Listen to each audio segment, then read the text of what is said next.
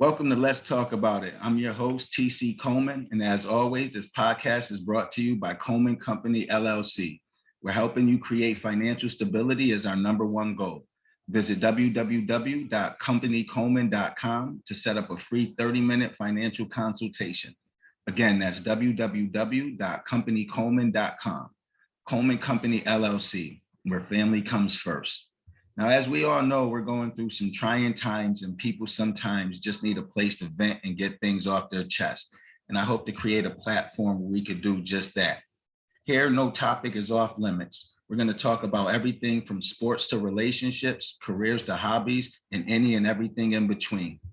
Today's topic, we're going to talk about the difference between men and women and how usually men will react off of logic as opposed to women off of emotion. And I have a special guest here to give their input on this. Help me welcome Sharia Doles to the show. Sharia, how you doing? I'm good. How are you, Terry? I'm doing great. I can't complain. Thanks for inviting me. Oh, definitely. Thanks for accepting my invite. As you know, I'm just starting this podcast. This is actually this is only my fourth episode that I'm doing. So again, I want to thank you for being part of history for my podcast. The first few shows and everything. Absolutely. And we haven't really talked in a while. We haven't seen each other in a while. Life always gets in the way of things like that. So how's the family and everything? The family has grown. We've known each other since we were small. Our parents knew each other.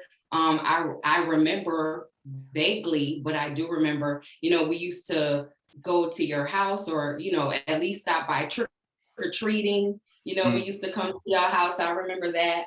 So a lot of time has passed. A lot has changed. I've been through a lot. I've transitioned so many times. I birthed 7 children, a single mom. There's a lot. Let's dig deep. Let's talk about it. That's the name of the show. That's what we're going to do. And speaking of the show, we said we were going to talk about, men and women and their thought processes, how usually men react off of emotion and women men act off of logic and women act off of emotion. Like, what are your thoughts on that? Because again, we've all had relationships, and again, not saying that that's the absolute, that all men are logical, all women are emotional. But for the most part, men are usually seen as more logical, where women are more based off of emotions. Like, do you agree with that? And what would you say, like, what's your thoughts on that? Okay, well, let me just back up just a tad, because I know you and I, prior to this podcast, we had a discussion about definitions and being, knowing exactly what you mean and the definition to be clear. So just for you, Terry, I broke down the difference between being logical and having emotion. Okay. So what I did was, being logic basically is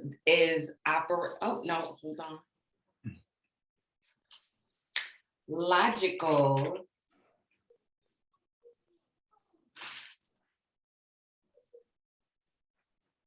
reasoning conducted or assessed according to strict principles or validity.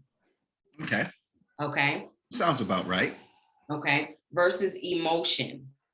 Emotion is a natural, instinctive state of mind deriving from one's circumstances, mood, or relationships, or other circumstances. Okay.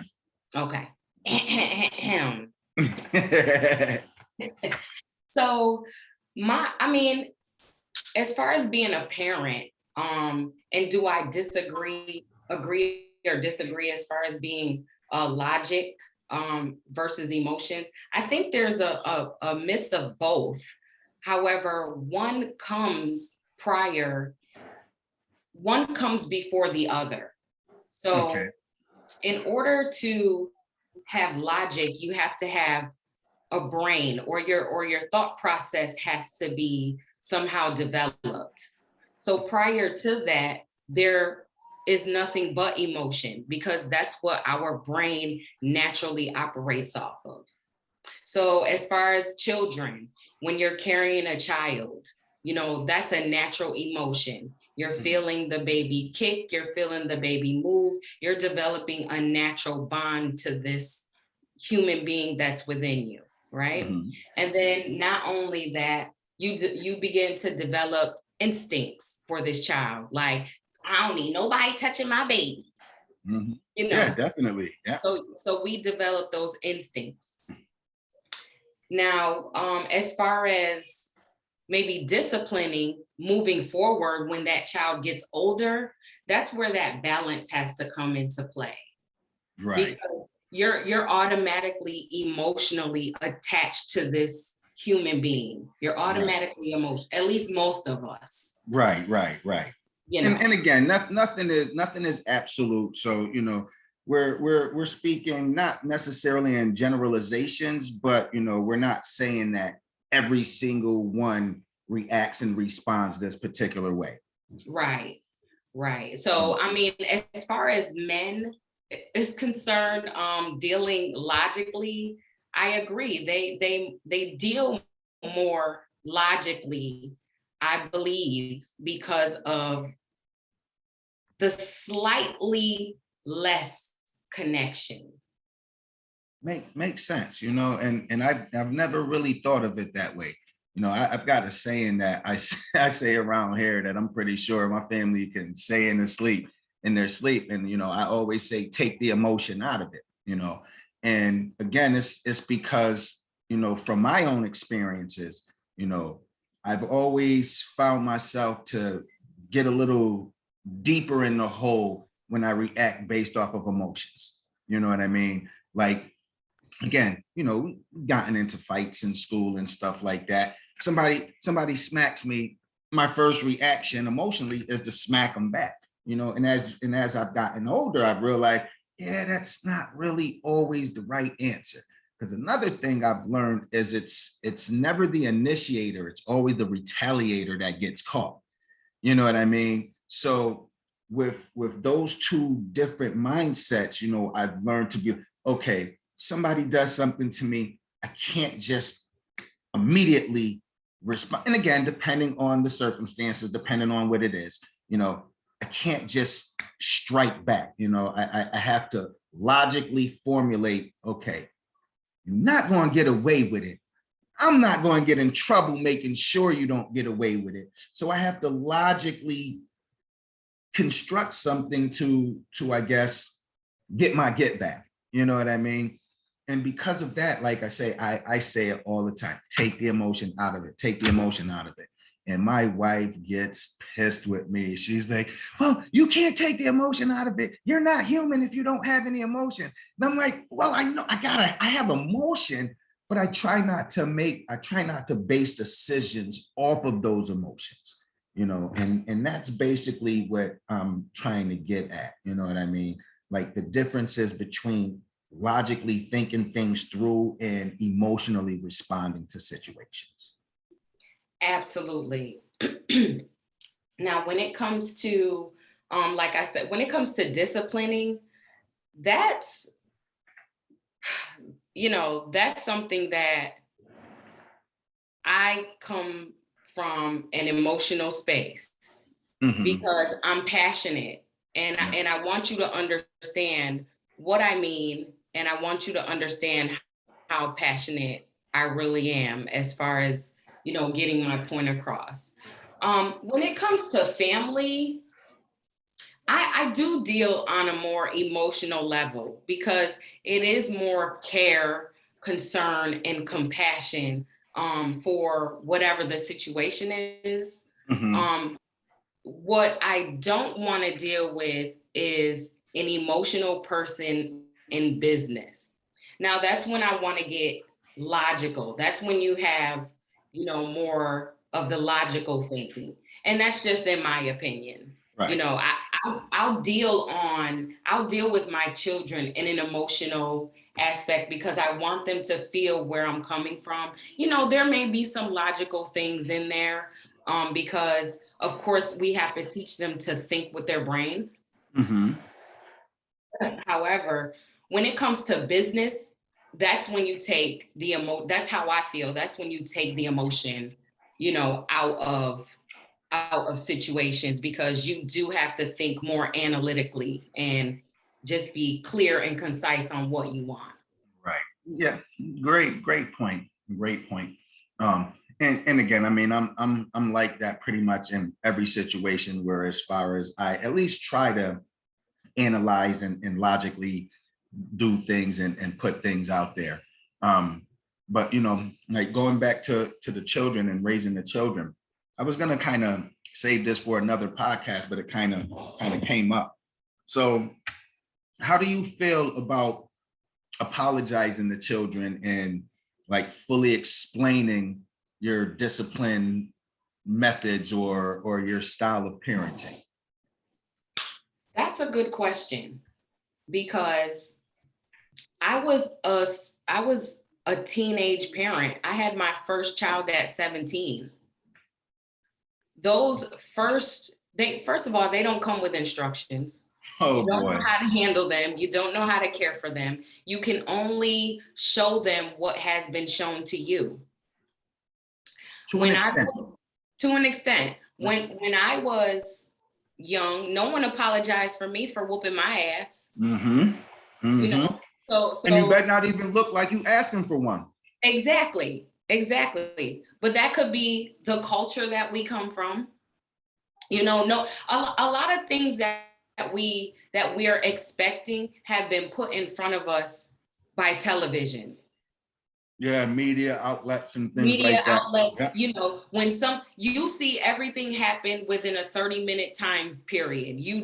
Something done happened, Jake done stole a car, and then they found Jake, and they found the reason why Jake has stole the car is because he has some type of emotional trauma, and then next thing you know, the parents are apologizing.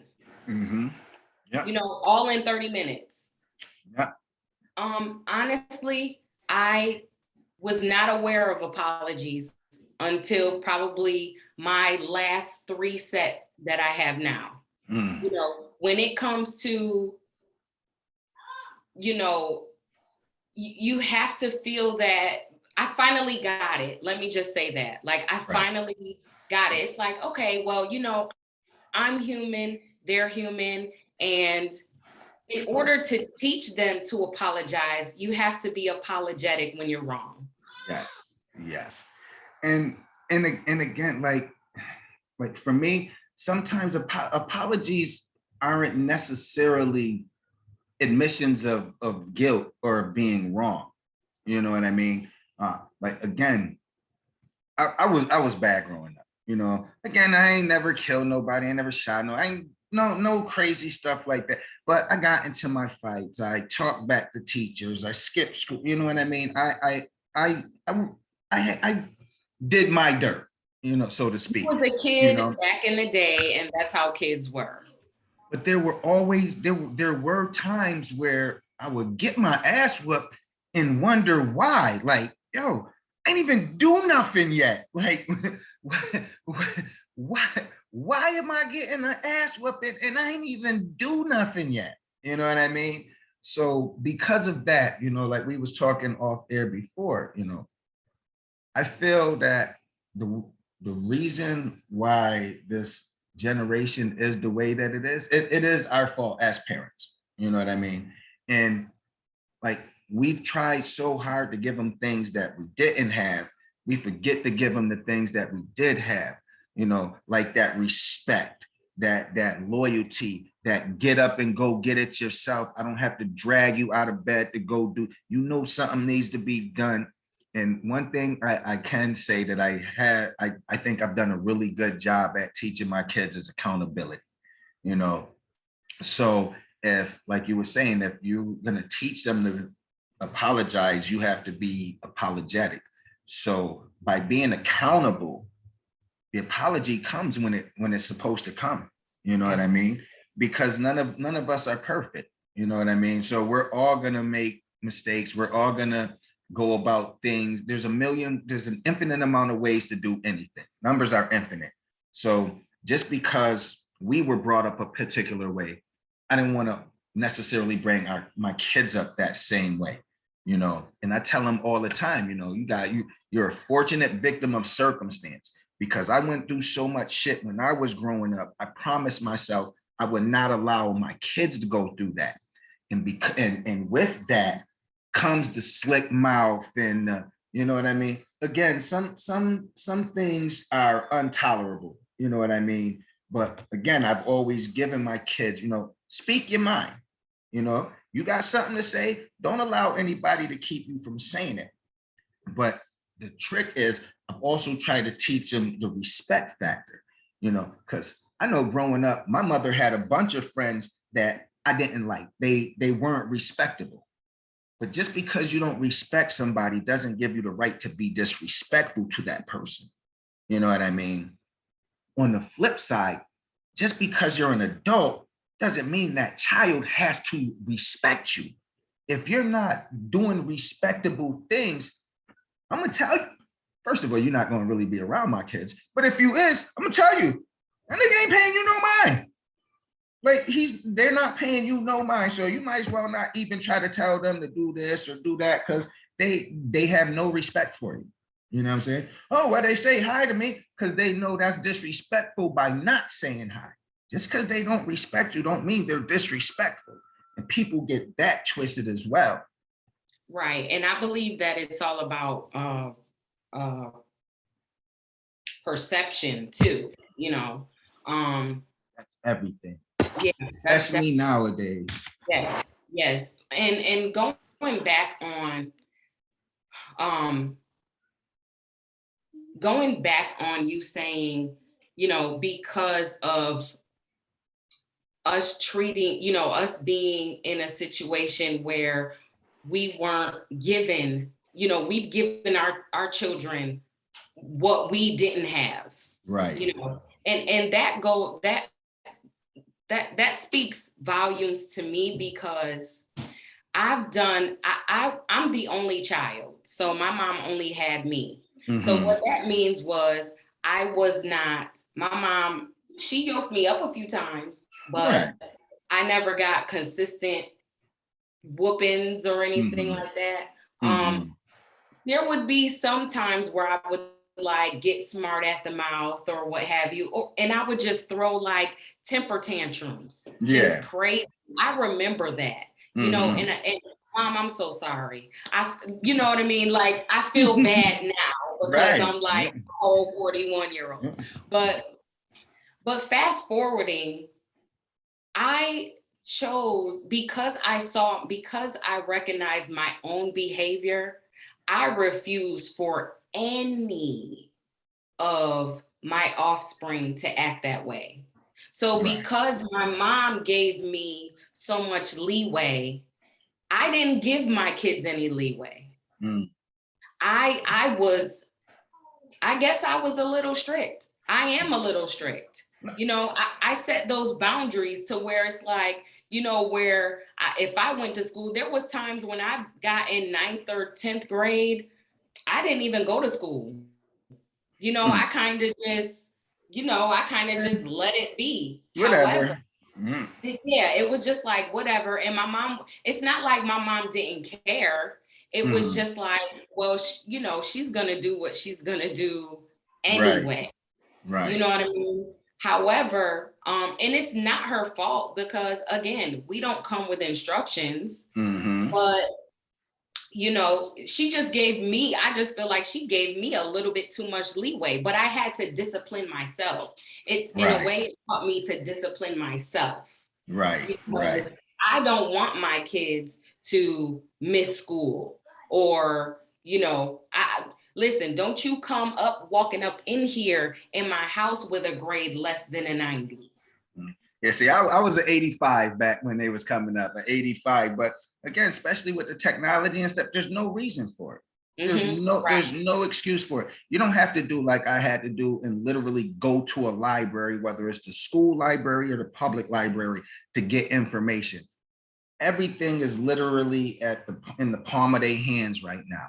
And that's part of the laziness. That's part of the reason why everybody's so lazy. There's no real need to actually get up and go get stuff, and that's a big detrimental part of what's going on with these kids in this younger generation. Is just that they're so used to everything being instantaneous, like immediately. Soon as they say, hey, I don't even know who leads the NFL in scoring touchdowns. And you could literally within seconds just put it in your phone and boop, it'll come up. Such and such is the NFL, So that has a lot to do with things too, which again is like a difference between when we was growing up as opposed to us raising our kids. Because I mean, I'm strict. I'm strict, but I'm fair. You know what I mean? So I let you know right off the rip, this is what's expected of you. You do what's expected of you, you won't hear nothing from me. Like, I promise you. But I don't want to hear nothing. I don't want to hear nothing from those schools. I don't want to hear no counselors calling me, talking about you acting up in class, and that you missing class. I don't want to hear none of that. I don't want to go up in your room and see your bed not made and clothes all over the place and dishes all over the place. I don't want to see none of that. I don't want to have to remind, yo, do your homework, do your homework, do your homework. Because I'm not going to do it. I'm not going to do it. You know what I'm saying? I kind of not let them raise themselves, but I guess I allowed them to make bad decisions. You know what I'm saying? And depending on the decision, you don't really crucify them. You just use it as a learning experience. You know what I mean? Because we was all there. And again, a lot of that is just because of, I'll say 95% of the ass whoopings I got, I deserved. I deserved them. But it was that 5% that I didn't, and because, again, we weren't allowed to ask, well, how come I'm in trouble? Now you in trouble for asking why you was in trouble. So you in trouble for whatever you got in trouble for. Now you're in trouble for asking why you're in trouble, and that's something that I didn't want to do to my kids. You know what I mean? And I think that's why we have such a good relationship right now. Like I said, my oldest is 23 and my middle son is 20. I got both of them living here with me, and I got my 12-year-old son staying with me. So, like, and I think that's why they still sticking around. They don't want to leave nowhere because they're comfortable. You made it easy for them, and right. And that's the thing too. It's like, I have my oldest is 24, 22, and 20. The next down is 16. So because we basically grew up together. We all listened to Biggie and Tupac, and you know what I mean? Like we all grew up together. So what I did was I set them up to where you are gonna cook, clean, you are gonna at least learn to cook, clean, and do laundry. Those are at least to me the 3 basic essentials of living life. And so, and I used to Martin Luther King they ass to death. So my kids don't live with me. And in a way, I'm glad, because I don't want to deal with any more grown, I think I know it all energy. I don't want to deal with it. I don't have the mental space or capacity to deal with it. If you're okay on your own, I am not going to stop you. If you're not calling, for money, if you're not calling because you're in distress, because I got you. If you're in distress, I'm running to your rescue. And I'll take everything out in the vicinity to try to get to you. However, I just don't have room for, that extra energy, especially when my heart is always in a leading, in a guiding, in a coaching way, and you misconstrue it as an argument, or you're just not comprehending it the way that, I think you should, Right. Right. It And is what it is at that point. So I'm glad that they're very self-sufficient, and I'm glad that they don't need me for anything at this point. right. I honestly, for me being a single mom and going to school, working 2, 3 jobs, focusing on businesses throughout my life, having like just going through homelessness. You know what I mean? There's so many things, there's so many aspects to my life, and there's so many aspects to my children's life that they shared with me, all of the Yeah. experiences that they share. It may have even fuck with their psyche a little bit. And I'm just going to Oh, keep it honest. yeah, You know what I definitely. mean? You know what I Definitely. mean? But at the end of the day, I mean, I had to gain my strength somewhere, and that was disciplining myself. So, I'm going to pat myself on the back because, they don't need me for much at Right. this point, and Right. I'm glad. Thank God. Yeah, definitely. Definitely. See, and the problem with my kids is like, for me, they just lazy as shit. You know what I mean? And again, like I didn't really have my dad around growing up. He was here sporadically and out and out. He's same thing in their lives, in, out, and out. Actually, he's never even physically met my youngest son. So that's another story in itself. But so like for me, I guess maybe I'm emotional at this point. Like I need that. I want them there. I need that. Again, not need them there, but I want them around. I want them to know that, listen, men is doing this too. You know what I'm saying? Yes, I have a wife and she's wonderful. She loves my kids. My kids love her. I love her girls, you know what I'm saying? But again, for me, it's like, yo, this showing you that, yeah, fathers do step up. Fathers are there too. And like I said, my oldest son, my granddaughter be 6 months on the 18th of this month. And guess where they all at? Right here under my roof. When I had him, we was staying with her mom. You know what I mean? And I tell him that just that little transition right there. Like when I had him, we were staying at his mother's house. You know what I'm saying? Now you in a situation where your daughter is staying at her father's house. You know what I mean? And like I want to pat myself on the back for that, to be able to provide that. Now it's at the point where it's like, I gotta tell him, all right, dog, you gotta go. Yes, absolutely. You can leave the baby. You can leave the Right, baby. but you better find another home and get the hell up out of here.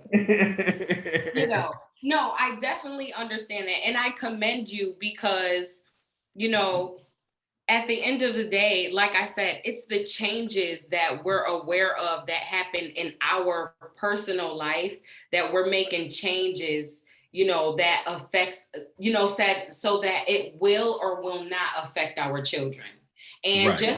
just the mere fact that you're like, listen, I want you to know that I'm not going anywhere and I got your back, and you can, do what you need to do because I'm here because of what was lacking in your childhood. Right. You know what I mean? Right. So we find ourselves, well, I find myself as a young parent compensating for the things that, my mom bust her ass. My mom worked her ass off. So I Yeah. can never say that I was like lacking for anything that I wanted. My mom would get there has been times that my mom would, in the dead of winter.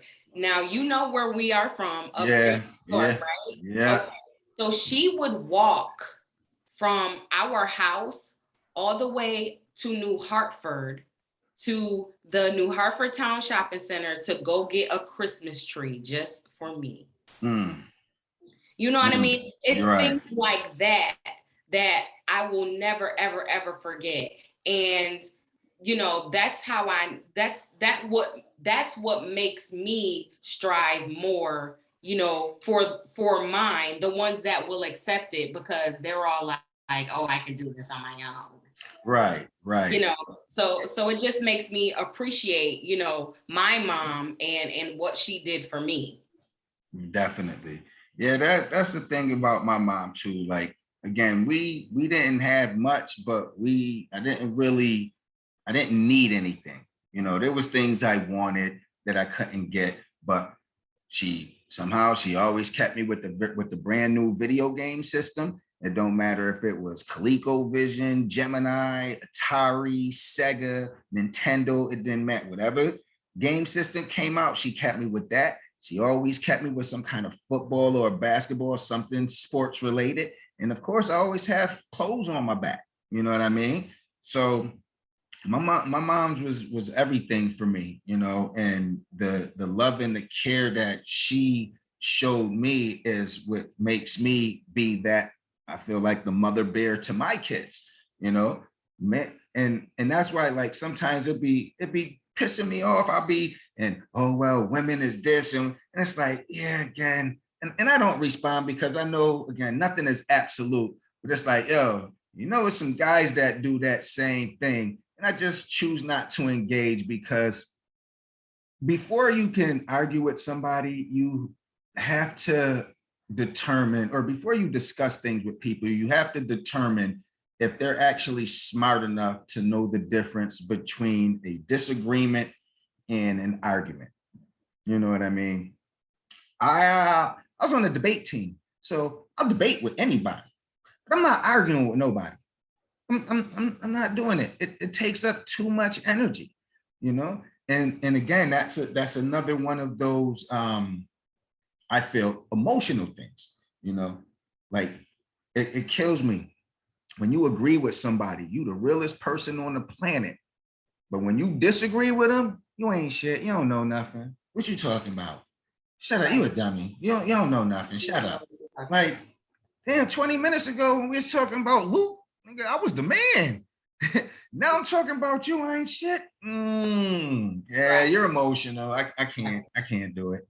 Well, you have to admit that, just some of the topics that we talked about, based on as far as your fatherhood and how you're, making sure your kids are safe. Guess where that is coming from. That is not coming from logic, sir. That is coming from emotion. Yeah, exactly. And like I said, not that's another thing that I'm really really understanding is that nothing is absolute, like nothing. So yeah, I'm emotional, but I feel that I'm way less emotional than most. You know what I mean? And that's what I'm trying to say. Yeah, you're gonna be emotional, but and again from my experiences, I've learned that emotional reactions are more detrimental than logical reactions. You know, and it's like I only butt heads with this conversation with females about it. So that's why I was like, you know what? I need to get me a female on my podcast, and we gonna talk about this. Let's talk about it. It's We're your gonna talk show. about Let's talk this. about it. Yeah, that's where all of that came from, And again, man, I like to do these podcasts, have some fun, Like I said, it's only like my fourth show, so I've been lucky enough to do it with a lot of people that I actually know, and that kind of eases me into it. It definitely helps. Now, speaking of podcasts, you were mentioning that you want to start your own. Like, what's that about? Like, do you have a particular topic that you want to concentrate on, or is it going to be like more of an open forum like this one, where it's just different types of stuff? Well, I am so business oriented. Like I eat, breathe, and shit business. Okay, So because that's why you joined Convene. Little plug in for Convene Communities. hey, yes, yes. So I am actually all about, I noticed that naturally, I'm a good referral source. So, I basically want to use my platform or a platform or what have you to connect people with people. I want to use it to, you know, have everyone showcase what their business is. Because, at the end of the day, it's like, you can do all the networking in the world and you're going to only reach but so many people. Half of those people, they're going to forget you. You're not going to do anything memorable. Let's make it memorable. Let's make it magical, Right. to where it's there when you need it. It's a recording. So if they'll say, hey, who was that real estate guy that I heard, you can always go back to the recording and get that person's information. So that's Right. pretty much, what my objective is of my podcast, and not to mention to educate them about being a public adjuster. Okay. Now, what's that about public? Because I'm pretty sure 90% of people don't know what a public adjuster is, Now that you've explained it to me, it's like, oh, that makes sense. But when you first said it, I'm like, what in a public adjuster? Like, huh? What exactly does a public adjuster do? Well, what myself and my team does, we advise and we advocate for homeowners with an insurance claim. Basically, we represent the insured under if they have a claim. So a lot of times when you have some damage to your home and you reach out to your insurance company, the insurance company will send their adjuster, and their adjuster technically doesn't work for you. Yeah, he works for them. They work for them. So they want to assess at least financial damage as possible. So with that being said, a public adjuster is like your house's lawyer. Public defender. A public defender. Gotcha. Okay. Yes. Yeah. Now, again, I'm not sure if I asked you this or not, but I do the house flipping and stuff. So it's not like you can be an inspector and be like, oh, well, this needs to be done, this needs to be done. You only respond if something already happened, if like a traumatic experience takes place, say like a hailstorm damages the siding or the roof, that's when you would come in. Well, it doesn't necessarily have to be catastrophic. It can be, floor damage. It can be, you having a nice little ceramic tile floor and you accidentally dropped a hammer on it and it cracked your floor. It can be something like that, as small as that. It can be your shingle fell off of your roof and you need a replacement. It can be something as simple as that. Really, what I would suggest to everyone is to have to be preventative. A lot of people don't know what's on their policy until something happens. Or it's like, when was the last time you saw your policy? Right. The last time a lot of people see their policy is when they first purchased the policy and they don't even know what coverage they got. A lot of times they cheat themselves because they went the cheaper route, so to speak. They got the less monthly payment amount. Right. Yeah. Right. But expensive one. Yeah. But the lesser does not mean better. Right. So we do not sell insurance. I do not sell insurance whatsoever. However, be my next question. I do advise and I advocate, and as long as we educate to let what you have and maybe suggest what you should look into. So could anybody use you? So I mean, of course, I'm sure it's now I don't know, is it regulated state to state, or is it like a nationally covered thing? Well, we are, as far as the company is concerned, there are a few states that public adjusters aren't allowed in, but we are licensed in majority of those states. And I will get back to you. I can't honestly. There's so many states right. that we're licensed in, but each individual has to be licensed in the state.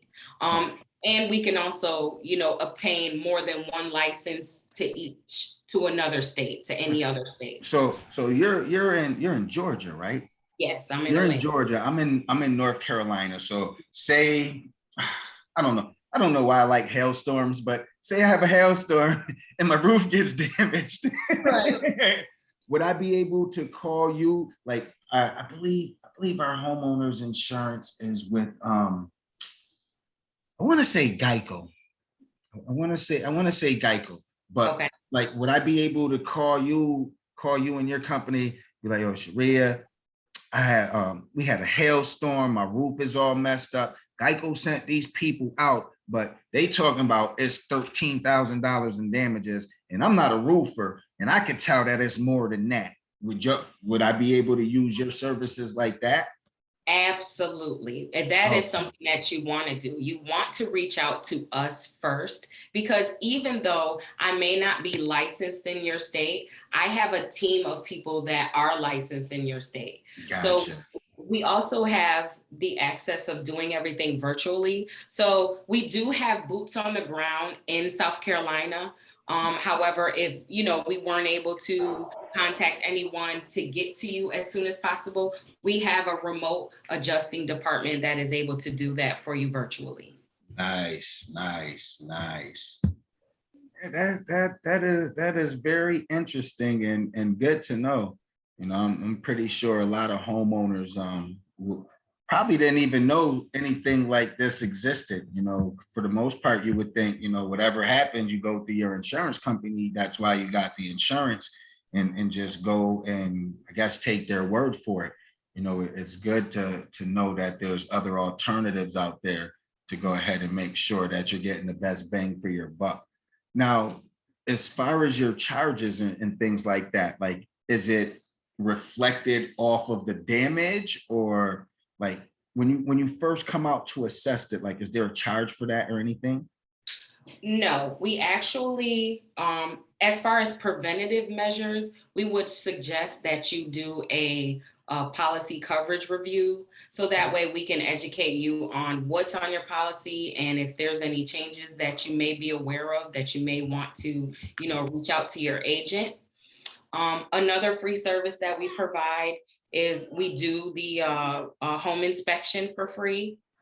And if we spot any damages or, things like that based on the policy, then it may be a possible claim. So we go ahead and submit that information to our team. They will assess it, and we pretty much go from there. As far as like the percentage, there isn't an exact percentage because it is based on what the damages are. And, there are a lot of different factors that play into that. Right. It's a variable. So, it And basically, I was just getting, so it's like we can get a policy from your company and it's like a monthly amount. It's just a by case basis. Something right, happens, we would contact you. Then right, from that point, it would be that isolated thing. So, correct. whatever the charges accrue from that, you just handle it that way, and then hopefully never see you again.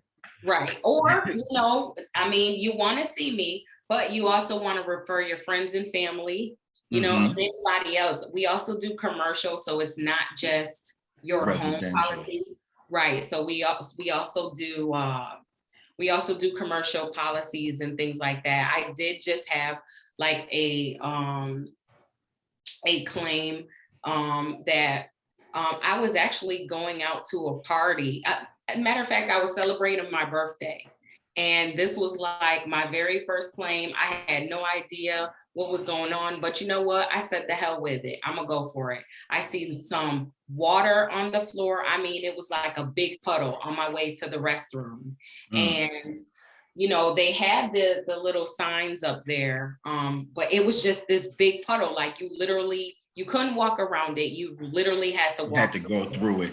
in order to get to the restroom. So I'm just like, let's see what's going on with that. And come to find out, that like the next day, the ceiling ended up falling and things like that. So I'm glad that I was there, because I was able to assess and assist the client. That's what's up, man. That's really what's up, man. It's all about helping people. Like I want to do my part. Like I want to make an impact. And if it's, taking something off of someone else's plate to alleviate some type of stress or, then, that's what I'm here for. Yeah. And like I mentioned earlier about the convene communities, you are going to love that aspect of it because that's basically what we do there. And again, guys, that's convenecommunities.com. Check us out.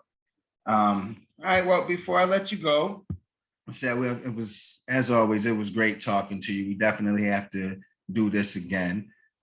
Usually I take this time to kind of shout out any business things that you want to do, but we've already talked about how you want to start out the podcast and things like that. I do have one more. Oh, well, go ahead. Let me know what you got. Because, Sharia is doing big things up in here. Right. She's moving and shaking. So I just published my book. It is in ebook form. It's also in paperback, and it is the Homeowner's Insurance Guide to Understanding Your Homeowner's Insurance. Oh, really? Now, what platforms is that on? Is it like on Amazon? It's on Amazon. And you said it's an ebook too, so you can get it on Audible and all of that? You can get it right now. It's on Kindle. Kindle, okay. You know what? I think I've got a Kindle. Actually, I got a Kindle app on my phone. I remember when Kindles, it was the little tablets. They used to be the big thing. I ain't seen them things in a minute. They're like ancient now, but people still have them. Right. Well, again, now everything is on the phone. They got a Kindle app you can get on your phone and just download it onto your phone. So, and what's the name of the book? It is called Homeowners Insurance, the Homeowner's Guide to Understanding Homeowners Policy. And you know what? Again, that'll be pretty informative for me just on my real estate investment businesses and things like that. So I get a discount. No, I'm just playing. I'm gonna pay full price. No. And I go out. Well, I don't buy Jordans and stuff because they too expensive. But I don't ask dude from Nike for a discount. So I ain't gonna ask you for one either. So, but yeah, I'm gonna definitely look that up. Absolutely. And if anyone has any questions about any insurance questions, or if they may have a possible claim, we can do a policy review and also a homeowner's inspection. Please hit me up at thepublix.adjusters21@gmail.com. So that is thepublixadjuster21@gmail.com. All right, man. I'm proud of you, man. I'm glad to see and hear you doing big things.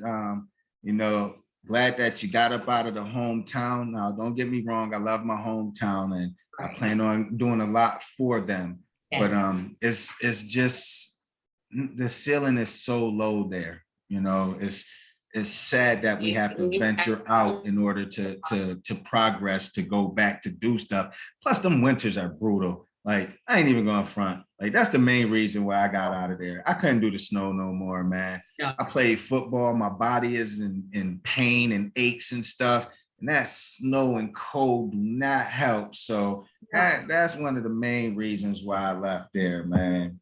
Absolutely. I love it warm. I love the tropical. Keep me in the sun. Exactly. All right. Well, I hope you guys enjoyed this podcast. I'd like to give a special thanks to my guest, Sharia Doles, and also the Coleman Company, LLC. We're helping you create financial stability as our #1 goal.